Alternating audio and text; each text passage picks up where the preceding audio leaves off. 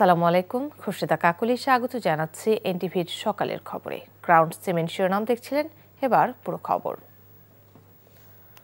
রাজনৈতিক দলগুলোর সাথে অন্তর্বর্তী সরকারের দূরত্বের ফলে সাম্প্রতিক অস্থিরতা তৈরি হয়েছে বলে মনে করছেন বিশেষজ্ঞরা। তাই দলগুলোর ভেতর জাতীয় ঐক্য প্রতিষ্ঠা না হলে গভীর সংকটে পড়বে দেশ। এমন অবস্থায় সরকারকে আরও গতিশীল করতে জুলাই অভ্যুত্থানকে ধারণ করে এমন ব্যক্তিদের গুরুত্বপূর্ণ দায়িত্বে বসানোর তাগিদ দেন বিশ্লেষকরা। পাশাপাশি ভুল বোঝাবুঝি দূর করে সরকার ও রাজনৈতিক দলগুলোর মাঝে সম্পর্ক জোরদার করার আহ্বানও জানান তারা। রিপোর্টে জানাচ্ছেন শফি মাহমুদ সাগর। জুলাই অভ্যুত্থানের মধ্য দিয়ে গঠিত অন্তর্বর্তী সরকারের 10 মাস অতিবাহিত হচ্ছে। মৌলিক সংস্কার এবং সুষ্ঠু নির্বাচন আয়োজনের ম্যান্ডেট নিয়ে গঠিত এই সরকারের বিপক্ষে সমালোচনা বেড়েছে সময়ের সাথে। এর মাঝেই সরকারকে প্রতিদিনই মুখোমুখি হতে হচ্ছে কোনো না কোনো আন্দোলনের। এখন পর্যন্ত প্রায় 200টি আন্দোলন মোকাবেলা করেছে অন্তর্বর্তী সরকার। নানামুখী চাপের মুখে গত বৃহস্পতিবার গুঞ্জন ওঠে পদত্যাগ করতে যাচ্ছেন সরকার প্রধান ডক্টর মোহাম্মদ ইউনূস। সাম্প্রতিক সময়ে তৈরি হওয়া রাজনৈতিক অস্থিরতার পেছনে সরকারের সাথে রাজনৈতিক দলগুলোর দূরত্বকে দায়ী করছেন বিশেষজ্ঞরা।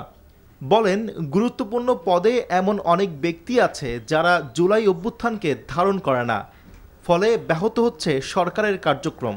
সরকারের ক্ষমতা কাঠামোর বিভিন্ন জায়গায় তথ্য ঠিক থাকছে না, কার্যক্রম ঠিক হচ্ছে না, কার্যক্রম স্থূল হচ্ছে, লুজ হচ্ছে, স্লো হচ্ছে। তো এগুলো হতো না যদি সরকার এবং যারা কর্তৃত্ববাদের বিরুদ্ধে লড়াই করছে তারা একে অপরের সাথে পরিপূরকভাবে কাজ করত। বাংলাদেশ থেকে ক্ষমতা থেকে বিতাড়িত শেখ হাসিনার পতিত সরকার, পতিত গোষ্ঠী, তারা এখন ভারতের আশ্রয়ে রয়েছে। এইসব গোলযোগ, বিশৃঙ্খলা বা মতপার্থক্য বা ভেদাভেদ যা কিছু আমরা লক্ষ্য করছি, খুবই সন্দেহ করা যায় যে এর পেছনে তাদের প্রভোকেশন বা উস্কানি রয়েছে। রাজনৈতিক বিশ্লেষকরা মন্তব্য করেন, ডক্টর ইউনূসের পদত্যাগের সম্ভাবনা দেশকে আরও গভীর সংকটে ফেলবে। ঐক্যবদ্ধ না হলে রাজনৈতিক দল, সরকার এবং জনগণ সব পক্ষই ক্ষতির শিকার হবে। প্রফেসর মোহাম্মদ ইউনূস যদি এই মুহূর্তে প্রধান উপদেষ্টার পদ থেকে পদত্যাগ করেন, ওটা বাংলাদেশের জন্য বিশাল ধরনের বিপর্যয়, আমি ইংরেজিতে বলবো ডিজাস্টার হয়ে যাবে। এবং সেই রাজনৈতিক শূন্যতার সুযোগে গণতন্ত্র বিরোধী শক্তি রাষ্ট্রের ক্ষমতায় আসে। সেনাবাহিনীকে ভুলভাবে উপস্থাপন করা যাবে না। সেনাবাহিনী যেহেতু সার্বভৌমত্বের রক্ষক, দেশের সর্বশেষ সিকিউরিটির সর্বোচ্চ কর্তৃপক্ষ, সুতরাং সেই সেনাবাহিনী তো বিভিন্ন সংকটে তার বিভিন্ন ধরনের স্টেক থাকবে, কথা বলতে হবে। কিন্তু এই পরিস্থিতির পরিবর্তন করা সম্ভব যদি রাজনৈতিক দলগুলোর সমর্থন আবার ফিরে পায়। এই জন্য রাজনৈতিক দলগুলোর সাথে বসতে হবে।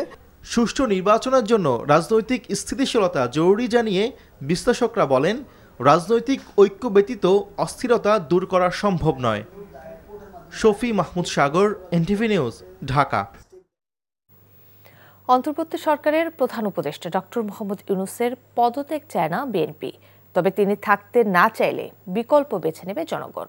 শুক্রবার এমন মন্তব্য করেছেন বিএনপির স্থায়ী কমিটির সদস্য সালাউদ্দিন আহমেদ। নির্বাচন, করিডোর, চলমান পরিস্থিতি নিয়ে সেনাপ্রধানের বক্তব্যকে স্বাগত জানিয়েছেন তিনি। তার অভিযোগ, সম্প্রতি কয়েক দফা সময় চেয়েও ডক্টর ইউনূসের সাক্ষাৎ পায়নি বিএনপি। একই দিন ঢাকার বাইরে এক অনুষ্ঠানে রুহুল কবির রিজভী বলেন, বিএনপি ক্ষমতায় গেলে জুলাই আন্দোলনের সকল শহীদ পরিবার ও আহতদের দায়িত্ব নেবে রাষ্ট্র। আরও জানাচ্ছেন আবির আহমেদ। হঠাৎ করেই প্রধান উপদেষ্টার পদ থেকে ডক্টর মোহাম্মদ ইউনূসের পদত্যাগের গুঞ্জন উঠেছে। এ নিয়ে রাজনীতিতে শুরু হয়েছে নানা আলোচনা। যদিও বিএনপির দাবি ছিল 2 ছাত্র ও নিরাপত্তা উপদেষ্টার পদত্যাগ। এমন পরিস্থিতিতে কি ভাবছে বিএনপি, কোন রোডম্যাপ নিয়ে বা এগোচ্ছে তারা, এসব বিষয়ের উত্তর জানালেন বিএনপির স্থায়ী কমিটির সদস্য সালাউদ্দিন আহমেদ। আমরা চেয়েছি রোডম্যাপ, উনি নিজের দায়িত্ব ছেড়ে দিতে চান। রাষ্ট্র পরিচালনার বিষয়, এখানে আবেগের কোনো বিষয় নেই, আবেগ তাড়িত হয়ে কোনো সিদ্ধান্ত নেওয়ার বিষয় নেই। আমরা তো ওনার পদত্যাগ চাইনি, তারপরেও যদি উনি ব্যক্তিগতভাবে মনে করেন যে ওনার অসুবিধা, উনি থাকতে চান না, তখন জাতি সেটার বিকল্প চিন্তা করবে। এই পৃথিবীতে কেউ অপরিহার্য নয়, কিন্তু আমরা মনে করি উনি একজন বিশ্ববরেণ্য সম্মানিত মানুষ, তিনি এই বিষয়টা অনুধাবন করে অতি শীঘ্র নির্বাচনে একটা রোডম্যাপ প্রদান করে সংস্কার এবং বিচার কার্য চালু থাকবে এবং জাতীয় ঐক্যমতের ভিত্তিতে উনি সরকার পরিচালনা করবেন। অন্তর্বর্তীকালীন সরকারের সাথে বিএনপির কোনো দূরত্ব তৈরি হচ্ছে কিনা এমন প্রশ্নে সালাউদ্দিন আহমেদ জানালেন, নির্বাচনী রোডম্যাপ নিয়ে আরও কিছুদিন অপেক্ষায় থাকবেন তারা। উনি যেভাবে আমাদেরকে আশ্বস্ত করেছিলেন সেইভাবেই আমরা রাজি হয়েছিলাম যে ডিসেম্বরের মধ্যে উনি একটা জাতীয় সংসদ নির্বাচন দিতে চান। আমরা নির্বাচনের রোডম্যাপ দিতে বললেই হয়তো ওনারা বা সরকারের মধ্যে কয়েকটি কর্নার সৃষ্টি হচ্ছে, তারা যতদিন পারে বিলম্বিত করে সরকারকে টেনে নিয়ে যেতে চায় এবং এই দায়িত্বগুলো কিন্তু মাননীয় প্রধান উপদেষ্টার ঘাড়ে এসে যাচ্ছে। করিডোর, চট্টগ্রাম বন্দর, নির্বাচন ও দেশের আইনশৃঙ্খলা পরিস্থিতি নিয়ে সেনাপ্রধানের বক্তব্য স্বাধীনতা ও সার্বভৌমত্বের জন্য ইতিবাচক বলে মনে করছে বিএনপি। বিভিন্ন রকম কর্মকাণ্ডের মধ্য দিয়ে সেনাবাহিনী এবং সরকারের মধ্যে একটা দূরত্ব সৃষ্টি করেছেন এবং জাতীয় নিরাপত্তা সংশ্লিষ্ট অনেক বিষয়ে উনি খুব দম্ভ ভরে কথা বলেছেন, সেটা ঠিক হয় নাই। সেনা প্রধান তার আইনি এখতিয়ারের মধ্যে থেকে অফিসারদেরকে অ্যাড্রেস করতে পারেন, বিভিন্ন বিষয়ে কথা বলতে পারেন, সেটা আমরা সমর্থন করি। বিএনপি মনে করে গোষ্ঠীগত স্বার্থের জন্য কিছু ব্যক্তি ডক্টর ইউনূসকে দীর্ঘমেয়াদী ক্ষমতায় রাখার পায়তারা করছে। নিরাপত্তা উপদেষ্টা ডক্টর খলিলুর রহমানের পদক্ষেপ তার নমুনা বলেও মন্তব্য করেন সালাউদ্দিন আহমেদ। জাতীয় নিরাপত্তা উপদেষ্টার কিছু পদক্ষেপ, কিছু কর্মকাণ্ডে কিছু বিতর্কের সৃষ্টি হয়েছে এবং জাতীয় নিরাপত্তা সংশ্লিষ্ট কিছু বক্তব্য এবং পদক্ষেপ পররাষ্ট্র উপদেষ্টার এবং জাতীয় নিরাপত্তা উপদেষ্টার, তাতে আমরা শঙ্কিত হয়ে পড়ি। আর জাতীয় প্রেস ক্লাবের সামনে অপরাজয় বাংলাদেশ আয়োজিত এক প্রতিবাদ সমাবেশে নির্বাচনের সুনির্দিষ্ট কোনো রোডম্যাপ ঘোষণা না করাতেই ৩ উপদেষ্টার পদত্যাগ চাওয়া হয়েছে বলে জানান বিএনপি চেয়ারপারসনের উপদেষ্টা জয়নুল আবেদিন ফারুক। এদিকে বিএনপির ভারপ্রাপ্ত চেয়ারম্যান তারেক রহমানের দেয়া নগদ অর্থ সহায়তা পৌঁছে দিতে নরসিংদীর মেহেরপাড়ায় শহীদ আরমান মোল্লার পরিবারের সদস্যদের সাথে দেখা করেন বিএনপির সিনিয়র যুগ্ম মহাসচিব রুহুল কবির রিজভী। এ সময় তিনি বলেন, বিএনপি ক্ষমতায় গেলে জুলাই আন্দোলনের সকল শহীদ পরিবার এবং আহতদের পুরো দায়িত্ব নেবে রাষ্ট্র। আবির আহমেদ, এনটিভি নিউজ, ঢাকা। গণতান্ত্রিক রূপান্তরকে বাধাগ্রস্ত করে আরেকটা ১/১১ বন্দোবস্ত করার পায়তারা চলছে বলে অভিযোগ করেছেন জাতীয় নাগরিক পার্টি এনসিপির আহ্বায়ক নাহিদ ইসলাম। শুক্রবার রাতে ফেসবুক পোস্টে একথা বলেন তিনি। বাংলাদেশের রাজনীতিকে সব ধরনের আধিপত্যবাদ থেকে মুক্ত করে স্বাধীন ও সার্বভৌমভাবে পরিচালনা করাই তাদের লক্ষ্য বলে শুক্রবার ফেসবুক পোস্টে উল্লেখ করেছেন নাহিদ ইসলাম। তিনি বলেন, বাংলাদেশকে বারবার বিভাজিত করা হয়েছে, জাতীয় ঐক্য বিনষ্ট করা হয়েছে বাংলাদেশকে দুর্বল করে রাখার লক্ষ্যে। এর আগে রাজধানীর ধানমন্ডির একটি হোটেলে জাতীয় যুব শক্তির এক অনুষ্ঠানে তিনি বলেন, জুলাই ঘোষণাপত্র বাস্তবায়নে যত বড় বাধাই আসুক তা মোকাবিলা করতে হবে, কারণ দেশের রাজনীতি ও অস্তিত্ব হচ্ছে এই জুলাই গণ অভ্যুত্থান। তা যত বেশি ধারণ করা যাবে তত বেশি দেশ এগিয়ে যাবে বলে উল্লেখ করেন তিনি। নাহিদ বলেন, দেশে অস্থিতিশীল পরিস্থিতি তৈরির চেষ্টা চলছে, এর ফাঁদে পা না দিয়ে বরং ঐক্যবদ্ধ থাকতে হবে উল্লেখ করেন তিনি। বলেন, জুলাই ঘোষণাপত্রের দাবি বাস্তবায়নে যুব সমাজকে এগিয়ে আসতে হবে। তরুণদের বিজ্ঞান ও প্রযুক্তি চর্চায় আগ্রহী হওয়ার আহ্বান জানিয়েছেন বিএনপির ভারপ্রাপ্ত চেয়ারম্যান তারেক রহমানের সহধর্মিণী ও জিয়াউর রহমান ফাউন্ডেশনের vice president doctor Zubeda Rahman. শুক্রবার রাজধানীর গুলশানে জিয়াউর রহমান ফাউন্ডেশন কার্যালয়ে অনুষ্ঠিত বিজ্ঞান মেলা ও পুরস্কার বিতরণী অনুষ্ঠানে তিনি এই আহ্বান জানান। বিজ্ঞান চর্চার কোনো শেষ নাই, কিন্তু বিজ্ঞান চর্চার মাধ্যমে পৃথিবীকে অনেক কিছু দেওয়ার আছে এবং আমার বিশ্বাস তোমরা তা পারবে। ভবিষ্যতে আমরা আশা করব তোমরা বিজ্ঞানের জগতে উদ্ভাবন করে পৃথিবীর সমগ্র মানুষের জন্য কিছু করবে। অন্তর্বর্তী সরকারের অনেক ত্রুটি থাকলেও জাতীয় স্বার্থে সরকারকে টিকিয়ে রাখতে হবে বলে মন্তব্য করেছেন বাংলাদেশ জামায়াতে ইসলামীর নায়েবে আমির ডাক্তার সৈয়দ আব্দুল্লাহ মোহাম্মদ তাহের। শুক্রবার বিকেলে রাজধানীর ডিপ্লোমা ইঞ্জিনিয়ার্স ইনস্টিটিউশনে ঢাকাস্থ পটুয়াখালী ফোরামের এক প্রীতি সমাবেশে একথা বলেন তিনি। ডক্টর তাহের বলেন, অন্তর্বর্তী সরকারের অধীনে একটি সুষ্ঠু ও নিরপেক্ষ নির্বাচন আমাদের সবার চাওয়া। এর জন্য সবাইকে সহযোগিতা করতে হবে। নির্বাচনের সুস্পষ্ট রোডম্যাপ ঘোষণার দাবি জানিয়ে তিনি বলেন, রাজনৈতিক দলগুলোর বিশ্বাসের ঘাটতি দেখা যাচ্ছে। নির্বাচন ও সংস্কারের সুস্পষ্ট রোডম্যাপ ঘোষণা করলে সবার সন্দেহ সংশয় কেটে যাবে।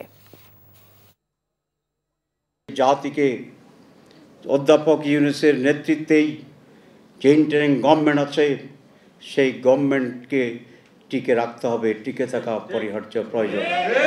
নির্বাচনের ব্যাপারে বলেছিলেন যে ডিসেম্বর থেকে জুনের ভিতরে আপনি নির্বাচন করবেন।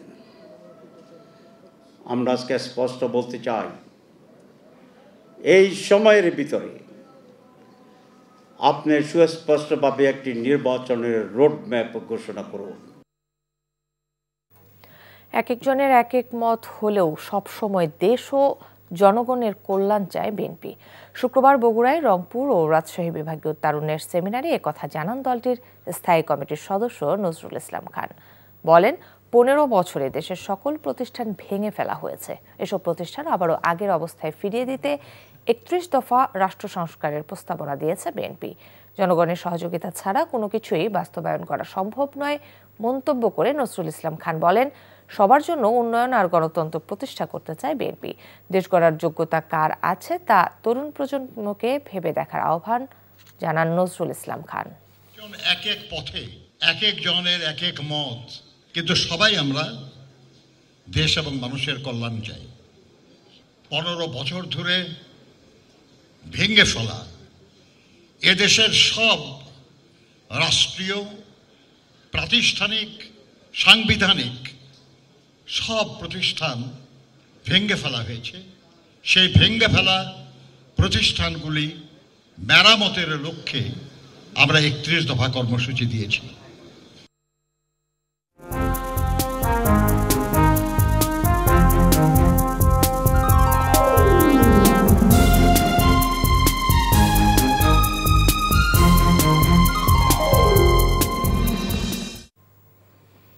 বছর ঘুরে বছর আসে। অন্যান্য খাতের মতো কৃষিতেও দেয়া হয় বাজেট। তবে যে কৃষকদের জন্য এত আয়োজন, নানা কারণে তারাই হচ্ছেন বঞ্চিত। তাই শুধু কৃষি উপকরণ নয়, বরং কৃষকদের নগদ অর্থ সহায়তার পাশাপাশি আমদানি নির্ভর নীতি থেকে বেরিয়ে আসার পরামর্শ বিশেষজ্ঞদের। মেজবা হাসানের রিপোর্ট। উর্বর কৃষি আর কৃষকদের ঘামের ওপর ভর করে ঘুরে দাঁড়ায় স্বাধীনতা পরবর্তী বাংলাদেশ। দীর্ঘ যাত্রায় ঘাত প্রতিঘাত পেরিয়ে দেশের অর্থনীতির প্রাণ এখনও কৃষি। বিবিএসের তথ্য বলছে, জিডিপিতে এ খাতের অবদান 11.37%, কর্মসংস্থানও প্রায় 37% মানুষের।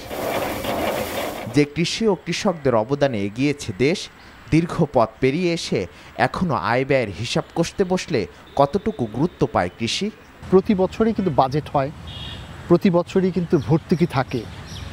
আগে যেমন ভর্তুকি একটু বেশি ছিল, দিন দিন কমে আসছে ভর্তুকিগুলো। জিডিপিতে বাজেটের কৃষি সেক্টরের কন্ট্রিবিউশন 2015-16 সালে যা ছিল, এখন সেটা কমে প্রায় 10% কাছাকাছি চলে আসে। স্বৈরাচার শেখ হাসিনার গত এক দশকে আলো খুঁজে পায়নি দেশের কৃষকরা। অর্থ বছরগুলোতে কয়েক গুণ কমেছে এ খাতে ভর্তুকি। ছিল সীমাহীন দুর্নীতি, অব্যবস্থাপনা আর কারসাজির অভিযোগ। তবে অভ্যুত্থান পরবর্তী সরকারের কাছে প্রত্যাশা রয়েছে কৃষক বান্ধব বাজেটের।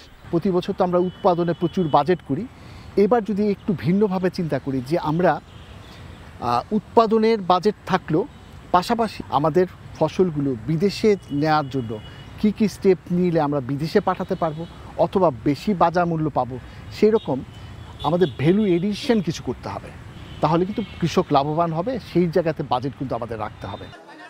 বাজারে চড়া দামে পণ্য বিক্রি হলেও ন্যায্য মূল্য পায় না কৃষক। গবেষণা বলছে, চলতি অর্থ বছরে প্রায় পুরোটা জুড়ে মূল্যস্ফীতি কোনোভাবেই 9%-এর নিচে নামানো যায়নি। তাই কৃষকদের আধুনিক যন্ত্রপাতির পাশাপাশি প্রশিক্ষণে ভর্তুকির তাগিদ সংশ্লিষ্টদের। সাবসিডিটা প্রতি বছর আমাদেরকে যাদের দেয়, এর ভিতরে 60 থেকে 70% কৃষকরা বেনিফিটেড হয়। সুস্থ দেশ যদি IMF-এর পরামর্শ দেয়, তাহলে সেই দেশটা আরও অসুস্থ হয়ে যাবে। সরকার প্রয়োজনে IMF-এর ঋণটা নিবে না, কিন্তু তারপরও সাবসিডিটা দিয়ে যেতে হবে, কৃষকরে বাঁচাইতে হবে। সব মিলে আগামী অর্থ বছরে কৃষিতে ভর্তুকি কমার শঙ্কা থাকলেও দাবি রয়েছে কৃষি ও কৃষকদের উন্নয়নে সরকারের বরাদ্দ বাড়ানোর। দেশের খাদ্য নিরাপত্তা নিশ্চিত করতে নতুন করে রোডম্যাপ তৈরি করেছে অন্তর্বর্তীকালীন সরকার। আগামী 2025-26 অর্থ বছরে কৃষি বাজেটে তার প্রভাব থাকবে। তবে কৃষকরা বলছেন শুধু প্রতিশ্রুতি নয়, এর সঠিক বাস্তবায়ন চান তারা। Misbah Hasan, NTV news, Dhaka.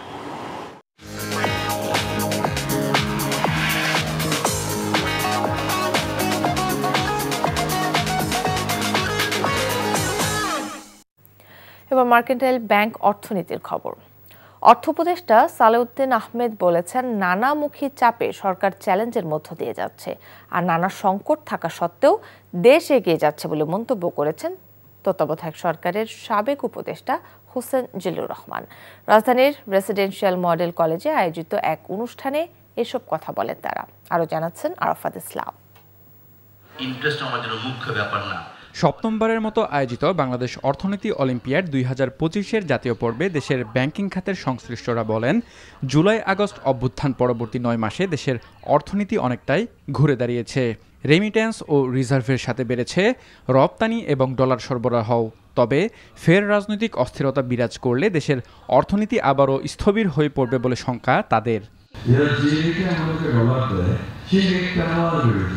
সিপিডির নির্বাহী পরিচালক ফাহমিদা খাতুন বলেন, বিগত সরকারের আমলে রাজনৈতিক প্রভাবে নীতি নির্ধারকরা একমুখী অর্থনীতি পরিচালনা করায় সমাজে বৈষম্য বেড়েছিল। রাজনৈতিকভাবে প্রভাবপুষ্ট হয়ে নীতি নির্ধারকরা একদিকে একটা একমুখী অর্থনৈতিক নীতি পরিচালনা করে আসছেন, সেই জন্য সমাজ পিছিয়ে যায়। অর্থ উপদেষ্টা সালেউদ্দিন আহমেদ বলেন, আইএমএফের চাপিয়ে দেওয়া কোনো সিদ্ধান্ত মেনে নেওয়া হয়নি, বরং সমস্যা সমাধান করা হয়েছে।